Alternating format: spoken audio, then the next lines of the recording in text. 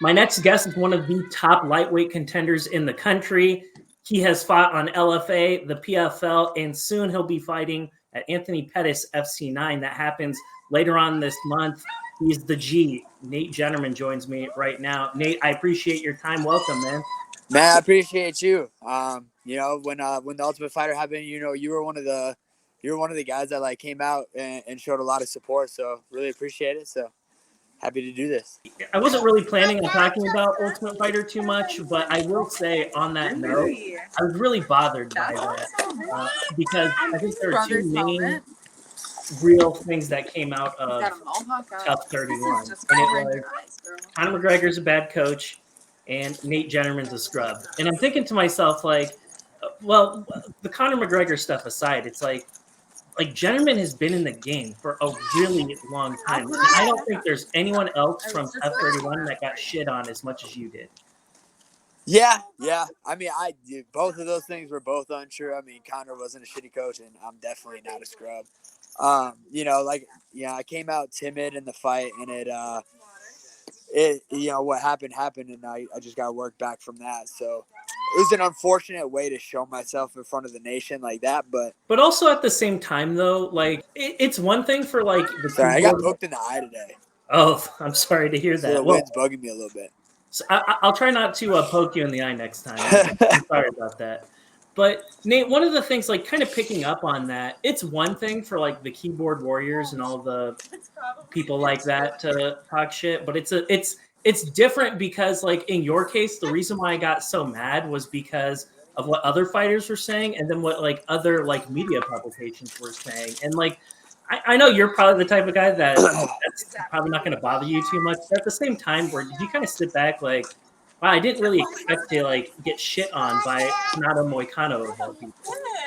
Yeah, the media was one thing. I mean, whatever. Media does whatever they can to sell tickets. As far as Renato Moicano, I mean, fuck that guy. His stuff was so whack. He's like, oh, he's crying in the first day, and it's like, bro, you have no idea what it's like. Like, tell me what season of Ultimate Fighter you were on and how they chop up how everything's edited. Oh, you weren't on it, so you don't know. I mean, that wasn't the first day. Like, that stuff didn't happen day one, and like other stuff didn't happen day one, and like, I'm not gonna go behind the scenes, like say everything that happened behind the scenes and like air out how they run the show or anything like that. But at the end of the day, it's like you don't understand that this is TV. Like they're making reality TV, and they're gonna chop stuff up and screw it up in different ways. So, yeah, I mean, what he said was so whack, and he was talking, and like, especially, I got my dog in the back. He was picking out my little 3-legged dog too. I was like, dude, this guy's such a, I mean, whatever. I mean, I can't, dude. As soon as I get that UFC call, I'm gonna fight him at some point. Like, what were some of the positive things that you gleaned from that experience on Ultimate Fighter? Dude, honestly, just taking some stuff from like all the coaches on Team McGregor. I mean, he had some great coaches out there. Coach Kavanaugh, Coach Owen Roddy, even Coach Conor himself. Like there was a lot of things there was way more. I'm just picking some guys, and then Tristan, nutritionist, just taking stuff from him and everybody else. Like there's just a lot of things that I learned that I could take into my back home to my camp at Rufus Sport and with Duke and everybody. So as unfortunate as the fight was, I still got better from it, and I'm still going to continue to climb. What have you been up to since you've been back home in Wisconsin? Obviously, the season wrapped, and they don't want you to go out and fight until the season's done and over with or whatever. So what have you kind of been up to the past few months? Yeah, so you can't fight, so that kind of sucks. But at the end of the day, like we had offers and we tried and we just checked like, hey, can you let us fight? And they're like, no, you can't fight until the season's over. We don't know what we're doing yet. So, just waiting kind of stunk, but just staying busy and staying ready. Like I was working out the whole time. There's been other Ultimate Fighter seasons where guys who lost got called up to the UFC while the season was still going on. So we were ready to go at any point. If they called, we were ready to go. So I stayed ready. I'm not a fight camp fighter. Like I stay training year round, and that's what we harp at Rufus Sport, and even at my gym, Rufus Sport Sheboygan. My guys, I don't tell my guys to take breaks and only train during fight games. It's like this is an all year thing. Like you should be getting ready and stay ready all year. Cool thing that has been happening from your area over the past year and a half. Anthony Pettis, he builds this brand new promotion that's just now rolling out. APFC. This will be their 9th fight ever that they've done. They fought in Milwaukee a few different times. This is the first time you're going to be a part of it. How cool is that to see that somebody that you know fairly well went ahead and pushed out his own promotion, and people from Wisconsin and Illinois and whatever can take advantage of something like that? Yeah, Ant putting on his own show is dope. I've known Ant since I was 19. Well, I might have met him I think I met him when I was 17, but I've been training with him since I was like 19 years old. So I've been training with him for 11 years, and I've been main training partners with him before, like helping get ready for Oliveira and some other fights. So it's like I've been like right there in the trenches with him for a long time. So it's cool to see him.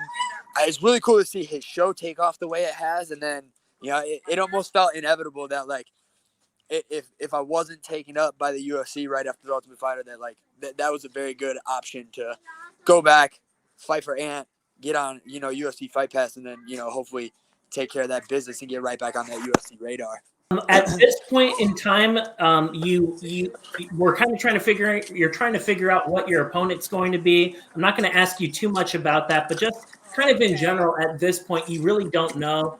And how do you prepare, just kind of not knowing who it is that you're going to fight here in a few weeks? Yeah, even if we had a guy, like we were working on some stuff, but like, man, the only fights that I've really, really struggled in has been fights that I focus like, hey, this is what this guy does, and this is what I really need to work on, and this is what we need to do.